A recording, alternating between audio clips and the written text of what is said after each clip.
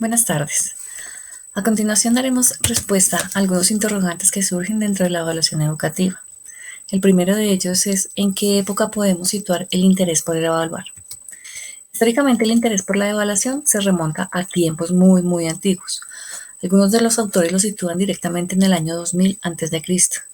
Desde entonces y hasta la actualidad, el concepto de evaluación ha venido modificándose a través de diferentes conceptualizaciones y características que han dado lugar a una serie de nuevas etapas.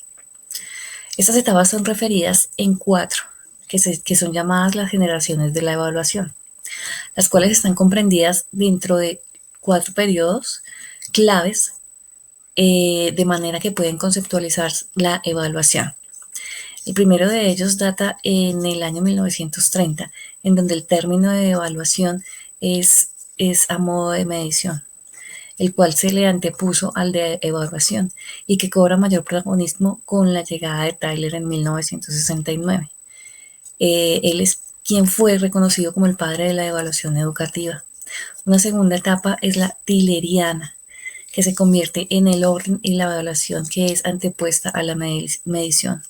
Sin embargo, no fue sino hasta el año 1957 cuando la evaluación comenzó a utilizar sus intenciones de mejora, asociándose directamente a los individuos como sujetos de aprendizaje.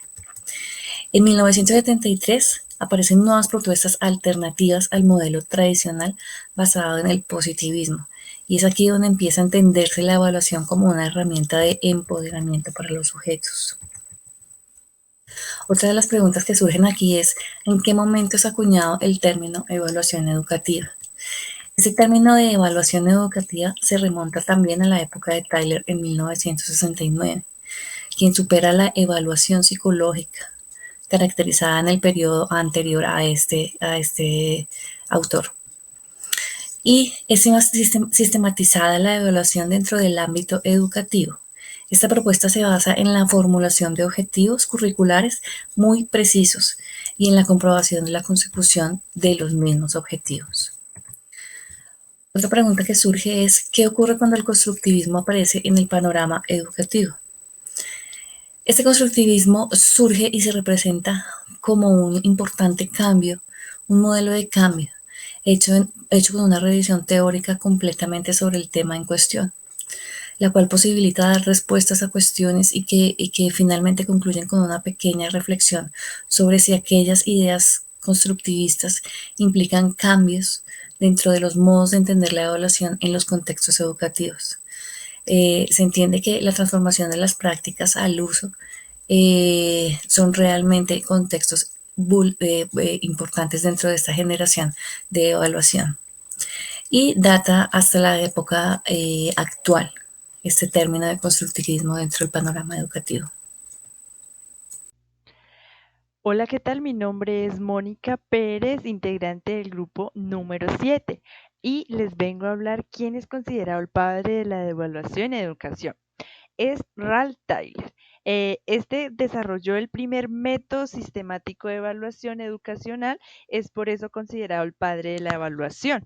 Este modelo educativo evalúa la función de la relación existente entre los resultados de los objetivos de aprendizaje establecidos curricularmente y fue el primero en actuar en términos de evaluación educativa. Tenemos otra pregunta también, ¿cuándo aparece la obsesión por la medición? Esto aparece desde 2000 antes de Cristo hasta 1930.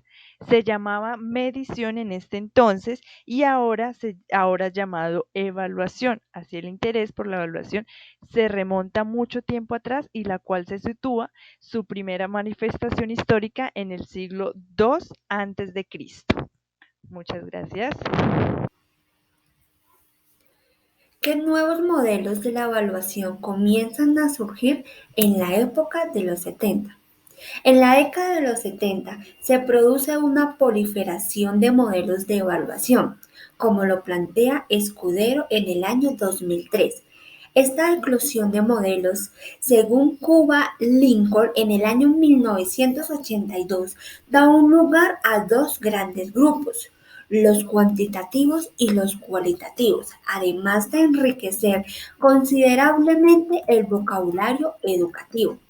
En esta generación se toma como toda una partida las preocupaciones, las cuestiones y las opiniones de los diferentes actores que puedan verse afectados por todo lo que tiene que ver con la evaluación, reconociendo realmente la pluralidad de los valores e intereses coexistentes de la sociedad y a la vez su relevancia en la determinación de los propósitos de la evaluación, donde todos los parámetros se referencian para la emisión de juicios de valor en la cual deben ser determinados a partir de un procedimiento de diálogo.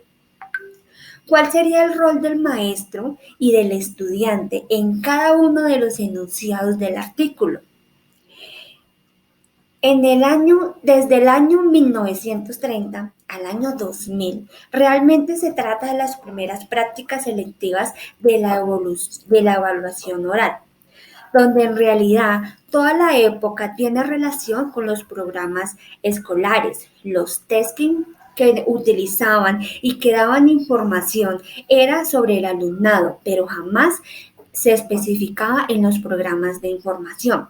La medición de la evaluación resultaba en términos intercambiables, mas sin embargo en la práctica solo hablaba de una sola medición, en la cual surge durante la Primera Guerra Mundial, un especial de interés por la aplicación del test, de las inteligencias y la personalidad puestos al servicio con los fines sociales. En el año 1930 hasta 1957, el objetivo es el proceso evaluativo, la cual se determina el cambio que ocurrió en los alumnos, pero su función es más amplia que hacer explícito este cambio a los propósitos del alumno.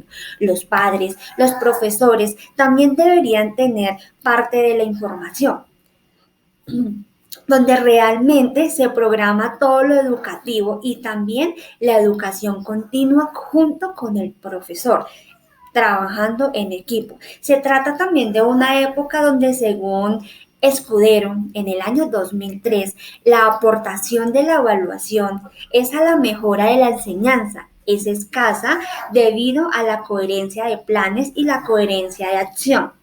Se describe realmente como mucha evaluación, pero con escasa influencia en el departamento de todo lo elaborado con lo institucional.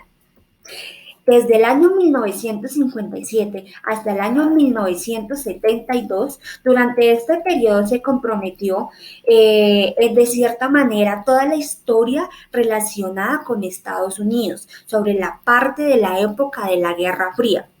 Ahí se cuenta la historia del primer satélite artificial de la historia, junto al descenso de la escuela pública. Debe señalar que la relación económica que se caracteriza a los fines de los años 70 y sobre todo en la década de los 70 se hizo toda la población civil, donde realmente entraban estrategias de juegos, también todo lo relacionado que constituye al proceso educativo, el programa o el sentido amplio del profesorado. En ese tiempo, los medios, los contenidos, las experiencias, el aprendizaje y toda la organización, unos entre otros.